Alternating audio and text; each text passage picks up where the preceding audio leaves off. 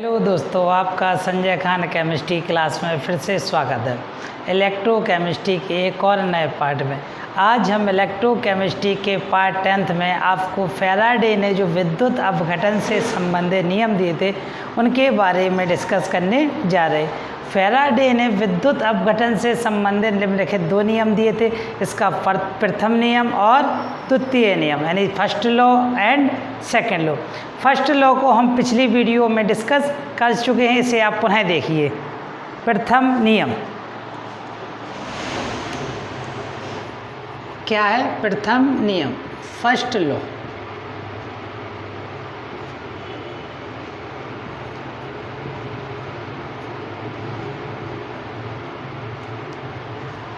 ठीक है, ध्यान से देखना। जब किसी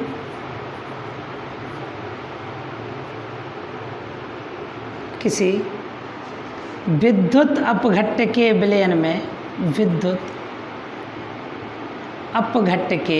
धारा प्रवाहित की जाती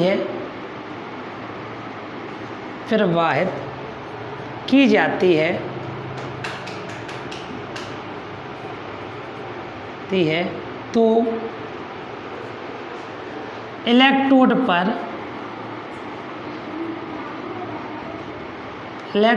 पर जमा हुए या मुक्त हुए पदार्थ की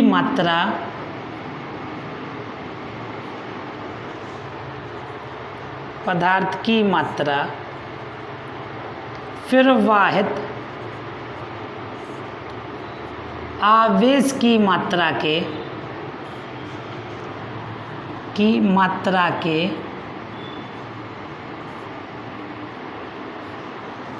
समानुपाती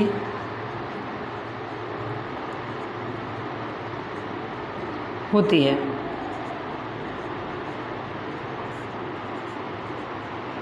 क्या है इसका प्रथम नियम? ध्यान से सुने।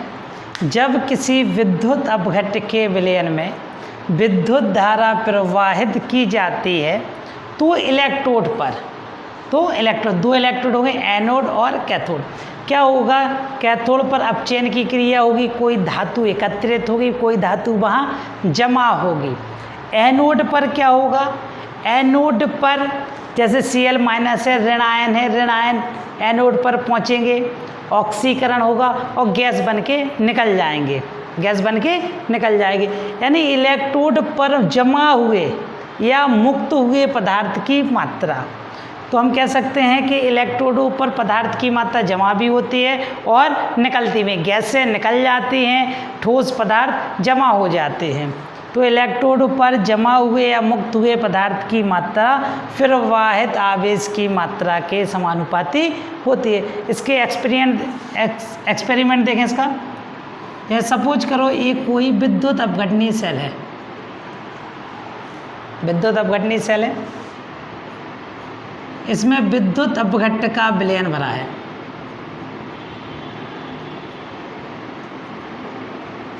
ठीक है, सपोज करो NaCl। ठीक है, इसमें दो इलेक्ट्रोड हैं, एक इलेक्ट्रोड है एनोड, दूसरा इलेक्ट्रोड है कैथोड।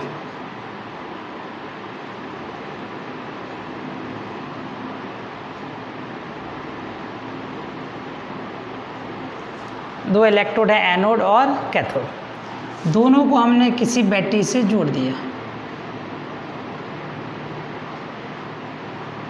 Plus minus. धारा प्रवाहित हो रही, जो चार्ज हो रहा है इसका मान लो Q हो रहा। ठीक है, जब इसमें धारा प्रवाहित होगी, I करंट प्रवाहित होगा T समय के लिए, तो क्या होगा? NaCl Na plus Cl minus Na plus Cl minus Na plus Cl minus आयनों में टूटा होगा। जब इसमें हम विद्युत अपघट्य के विलयन में विद्युत धारा प्रवाहित करेंगे तो क्या होगा, जो धनावेशित आयन है, क्योंकि विद्युत अपघटनी सेल का एनोड पॉजिटिव होता है, कैथोड नेगेटिव होता है, जो धनात्मक आयन है यानी Na+ आयन है वो कहाँ की ओर जाएगा, कैथोड की ओर जाएगा, यहाँ अपचयन करेगा और यहाँ क्या हो जाएगा, डिपोजिट हो जाएगा यानी एकत्रित हो जाएगा। यहाँ ये सोडियम आयन क्या हो जाएगा, डिपोजिट हो जाएगा। Cl- आयन कहाँ की ओर जाएगा, एनोड की ओर जाएगा, Cl- आयन एनोड की ओर जाएगा, यहाँ ये ऑक्सीकरण करेगा और Cl2 गैस में कन्वर्ट होके निकल जाएगा। ठीक है, तो हम ये देखते हैं जब हम किसी विद्युत अपघट्य के विलयन में विद्युत धारा प्रवाहित करते हैं तो इलेक्ट्रोडों पर पदार्थ की मात्रा या तो जमा होती है या पदार्थ की मात्रा मुक्त होती है। यह मात्रा किस पर निर्भर करती है, आवेश पर। जितना ज़्यादा हम आवेश देते जाएंगे, जितना ज़्यादा हम आवेश का मान बढ़ाते जाएंगे, उतनी ज़्यादा पदार्थ की मात्रा जमती जाएगी यानी एकत्रित होती जाएगी और निकलती जाएगी। हम कह सकते हैं कि आवेश बढ़ाने से यानी विद्युत धारा का मान बढ़ाने से इलेक्ट्रोड पर जमा होने वाले और निकलने वाले पदार्थ की मात्रा भी बढ़ जाती है, क्योंकि पदार्थ की मात्रा प्रवाहित आवेश की मात्रा कैसे है, समानुपाती है। माना कि पदार्थ की मात्रा कितनी है, W है, जो जमा हो रही है जो पदार्थ निकल रहा उसकी मात्रा कितनी है, W है। प्रवाहित आवेश कितना है, Q, तो W समानुपाती Q। समानुपाती हटाएंगे हम कोई ना कोई एक नियतांक लगाएंगे। यहाँ एक नियतांक लगता है Z, W = ZQ। यहाँ Z क्या है, एक नियतांक है।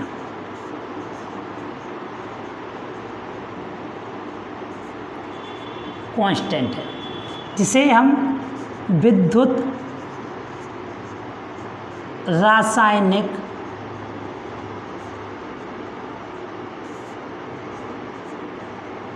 तुल्यांक कहते हैं। इलेक्ट्रोकेमिकल इक्विवेलेंट, विद्युत रासायनिक तुल्यांक। यहाँ देखना, हम जानते हैं यदि कोई धारा I धारा t समय के लिए प्रवाहित हो तो धारा बराबर होता है, I बराबर होता है चार्ज अपॉन टाइम। विद्युत धारा बराबर होता है विद्युत आवेश बटे समय। यहाँ से लिख सकते हैं Q = IT,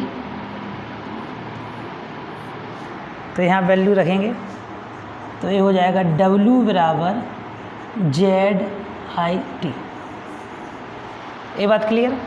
अब हम बात करते हैं Z की। Z बराबर होता है तुल्यांकी भार, तुल्यांकी भार कैपिटल E बटे F। F होता है फैराडे नियतांक।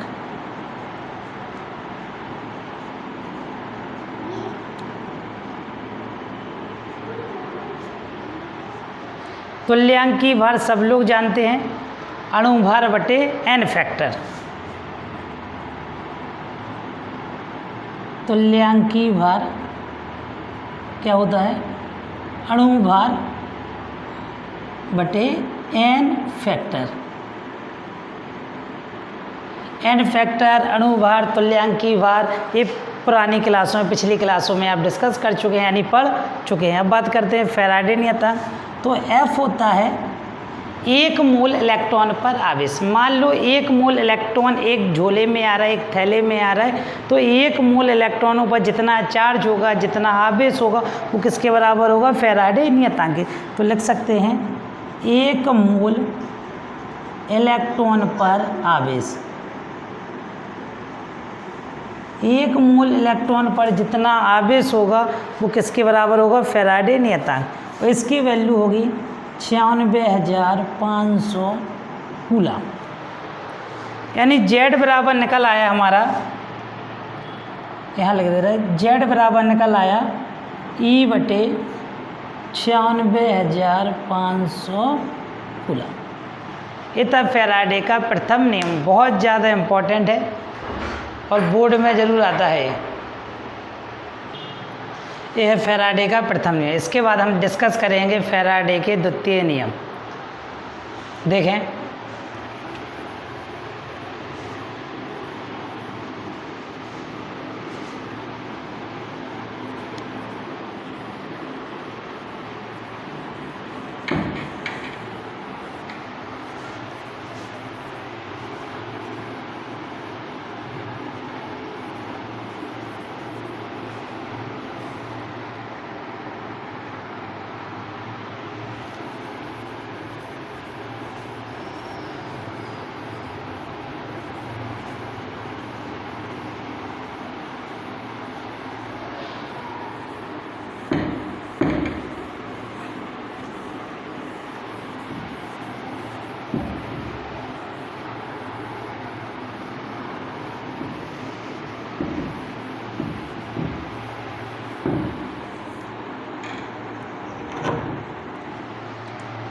द्वितीय नियम देखें,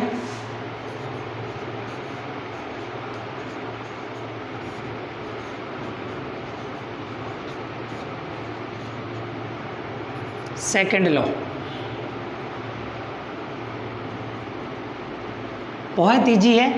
प्रथम नियम का एक्सटेंशन यानी प्रसार है। देखें क्या है, श्रेणी क्रम में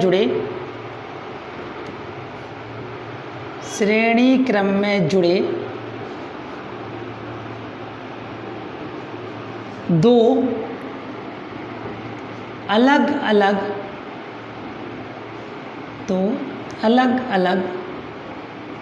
विद्युत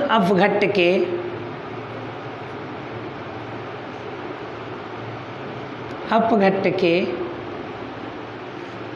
विलयन में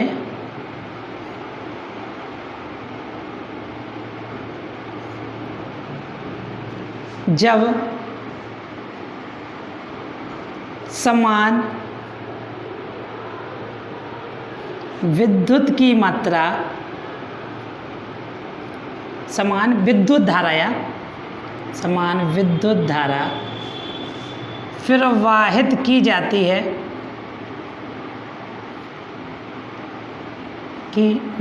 है तो इलेक्ट्रोड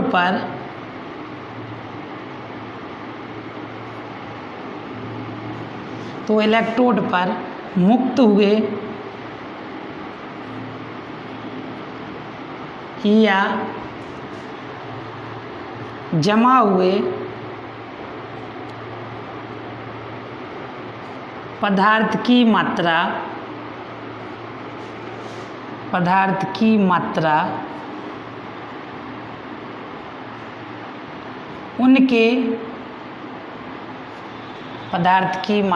उनके तुल्यांकी भारों के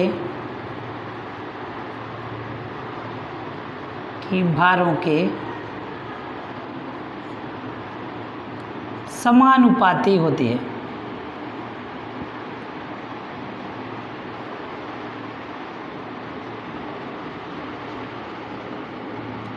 एक बार और समझा क्या है, श्रेणी क्रम में जुड़े दो अलग अलग विद्युत अपघट्ट के विलयन में, दो विद्युत अपघट्ट के विलयन लेंगे, कैसे लेंगे, अलग अलग लेंगे और दोनों को काय में जोड़ेंगे हम, श्रेणी क्रम में जुड़े विद्युत अपघट्ट के विलयन में जब समान विद्युत धारा प्रवाहित की जाती है तो उनके इलेक्ट्रोडों पर मुक्त हुए या जमा हुए पदार्थ की मात्रा उनके तुल्यांकी भारों के समानुपाती होती है। देखें ऐसे कैसे,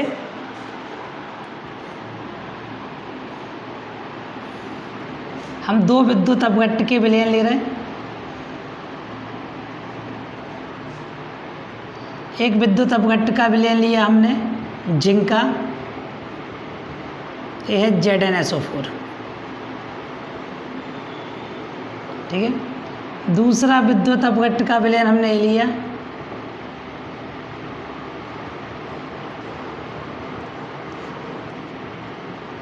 CuSO4, इसमें दो इलेक्ट्रोड होंगे,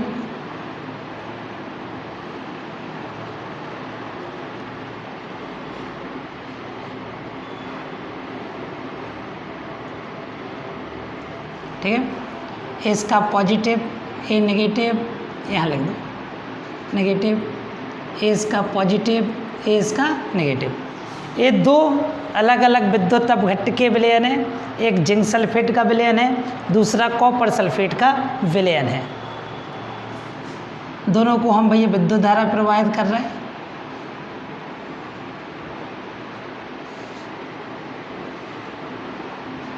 ये विद्युत धारा प्रवाहित कर रहे हैं, दोनों काय में जुड़े श्रेणी क्रम में।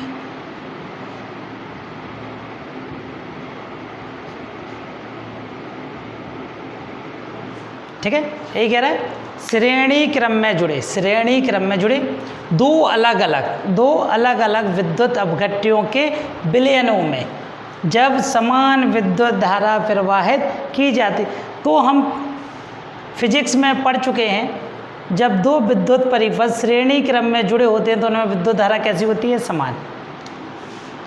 तो विद्युत धारा, यहाँ देखें, विद्युत धारा I कैसी होगी? समान।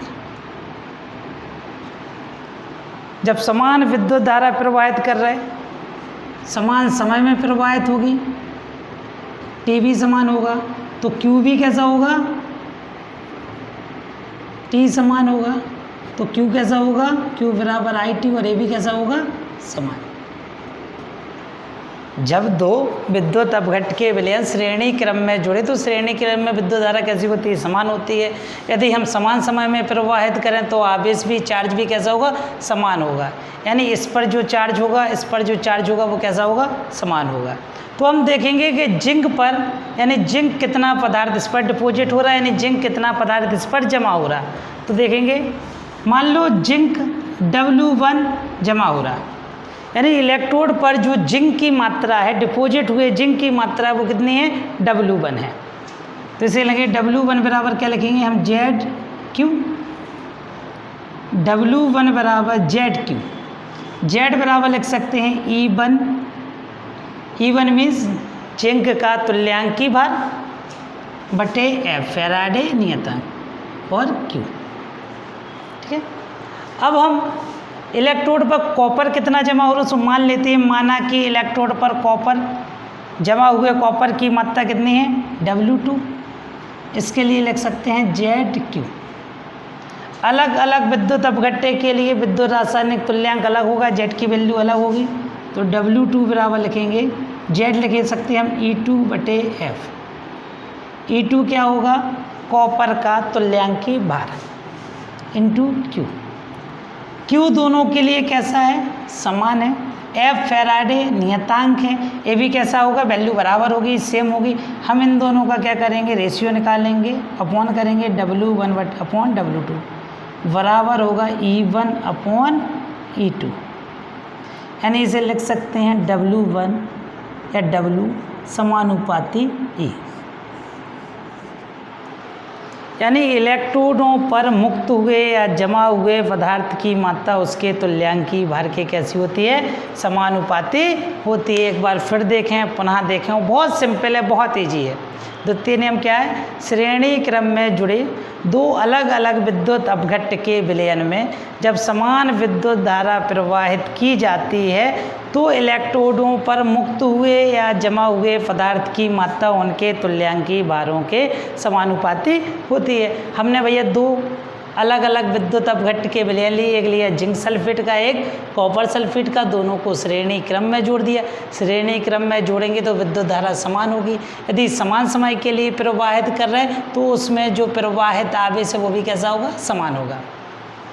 इसमें हम पहले में देखते हैं, पहले विद्युत अपघट्ट में देखते हैं, इलेक्ट्रोड पर जमा हुए मान लेते हैं, माना कि इलेक्ट्रोड पर जमा हुए जिंक की मात्रा कितनी है? W1। तो इसके लिए लिखेंगे W1 बराबर ZQ। Z बराबर क्या होता है? E1 upon F। E1 क्या है?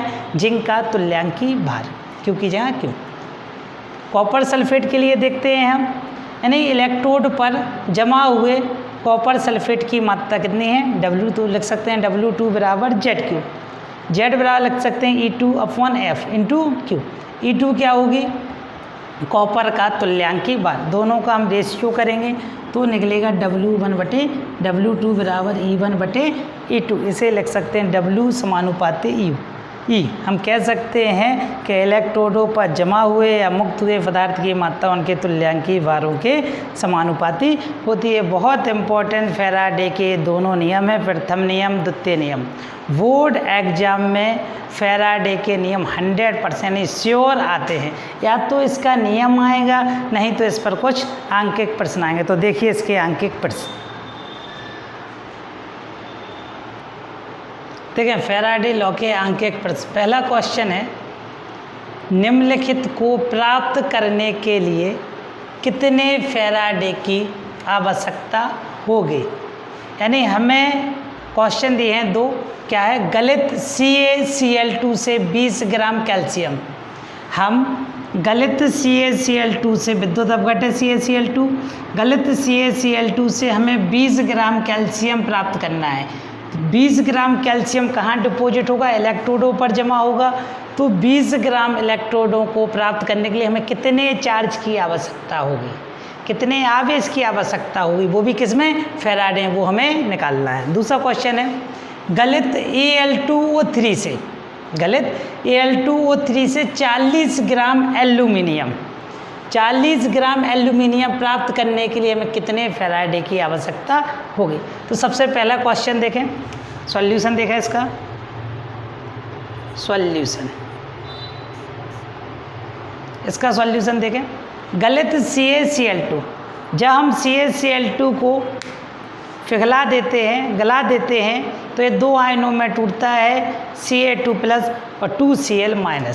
जैसे CaCl2 है, ये टूटा, गलित है, ये टूटा Ca2+ में, एक्वस होगा 2Cl- में। इसका जो Ca2+ होगा वो कैथोड की ओर जाएगा, अपचयन करेगा, जो Cl- है वो एनोड की ओर जाएगा, क्योंकि विद्युत अपघटनीय सेल में एनोड पॉजिटिव होता है, कैथोड नेगेटिव होता है। तो ये कहाँ की ओर जाएगा, ये कैथोड की ओर जाएगा और ये एनोड की ओर जाएगा। जब Ca2+ निकालना है ना, मैं Cl- से हमें कोई मतलब नहीं है, Ca2+ कहाँ की ओर जाएगा, कैथोड की ओर जाएगा। तो यहाँ लिख सकते हैं कैथोड की ओर।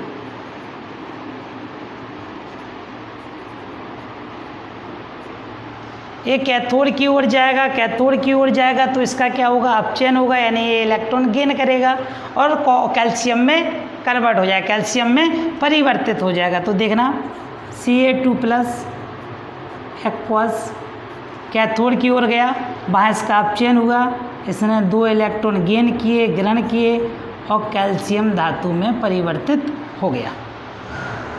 हमें कितनी कैल्शियम धातु मिली, हमें 1 मोल कैल्शियम धातु मिली। कितनी मोल, 1 मोल। 1 मोल कैल्शियम धातु कितने इलेक्ट्रॉनों के लिए मिली, 2 इलेक्ट्रॉनों के लिए, यानी 2 मोल इलेक्ट्रॉनों के लिए। और हम बता चुके 1 मोल इलेक्ट्रॉन का आवेश, 1 मोल इलेक्ट्रॉन का चार्ज किसके बराबर होता है, फैराडे के। तो 2 मोल इलेक्ट्रॉन का चार्ज किसके बराबर होगा, 2 फैराडे के। तो ये होगा किसके लिए, 2 फैराडे। यानी 1 मोल कैल्शियम के लिए, 1 मोल कैल्शियम जो डिपॉजिट होगा कैथोड पर, उसके लिए हमें कितने, 2 फैराडे की आवश्यकता होगी। 1 मोल कैल्शियम का मतलब 40 ग्राम, 40 ग्राम कैल्शियम डिपॉजिट होगा कैथोड पर, तो कितने फैराडे की आवश्यकता होगी, 2 फैराडे की। हमें कितने के निकाल लिया है, 20 ग्राम। तो 20 ग्राम के लिए कितने की ज़रूरत पड़ती है, इसका आधा कर दें, 20 आधा किया तो इसका भी होगा आधा, कितना, 1। यानी 20 ग्राम कैल्शियम प्राप्त करने के लिए हम कितने फैराडे की आवश्यकता होगी, 1 फैराडे की। ये बात क्लियर। अब यह देखते हैं, हमें दिया है गलित Al2O3 से 40 ग्राम एल्यूमिनियम प्राप्त करना है। Al2O3 टूटता है 2Al3+ प्लस 3O2-। ये होगा Al2O3 जो टूटेगा 2Al3 प्लस 3O2-, यानी ऑक्साइड आयन और एल्यूमिनियम में। अब देखना एल्यूमिनियम पॉजिटिव है, ये किसकी ओर जाएगा, कैथोड की ओर, ये किसकी ओर जाएगा, एनोड की ओर। एक कैथोड की ओर जाएगा, हमें निकालना एल्यूमिनियम है ना, ऑक्सीजन से कोई मतलब नहीं है। एक कैथोड की ओर जाएगा, एक कैथोड की ओर जाएगा, इसका अपचयन होगा। अपचयन कैसे होगा? 2Al3+, गया ये। इलेक्ट्रॉन ग्रहण करेगा, कितना इलेक्ट्रॉन ग्रहण करेगा? 3 चार्ज है पॉजिटिव, 2 का मल्टीप्लाई तो 6, तो कितने इलेक्ट्रॉन चाहिए? 6 इलेक्ट्रॉन। एक किसमें अब बन जाएगा, परिवर्तित हो जाएगा एल्यूमिनियम धातु में। ये बात क्लियर? यानी 2 मोल एल्यूमिनियम धातु हमें कैथोड पर डिपॉजिट करने के लिए, जमा करने के लिए 6 इलेक्ट्रॉन की आवश्यकता होगी। हम बता चुके 1 मोल इलेक्ट्रॉन 1 फैराडे के बराबर होते हैं, तो 6 मोल इलेक्ट्रॉन 6 फैराडे के बराबर होंगे। तो 2 मोल एल्यूमिनियम के लिए हमें 6 फैराडे की आवश्यकता होगी। 2 मोल का मतलब 2 × 1 मोल का मतलब होता है 27 ग्राम, जितना उसका अणुभार होता है 6F, यानी 27 दूनी 54 ग्राम 6F, यानी 54 ग्राम एल्यूमिनियम प्राप्त करने के लिए हमें कितने फैराडे की आवश्यकता होती है? 6F, यानी 6 मोल फैराडे की आवश्यकता होती है। तो लिख सकते हैं हम 54 ग्राम एल्यूमिनियम प्राप्त करने के लिए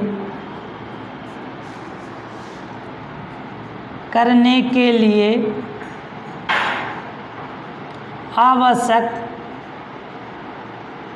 विद्युत कितनी हुई? 6F।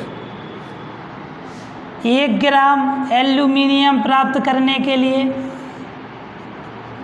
6F/54, कितने के लिए निकालना है? 40 ग्राम, तो 40 ग्राम एल्यूमिनियम प्राप्त करने के लिए इसका मल्टीप्लाई हो जाएगा 40 × F,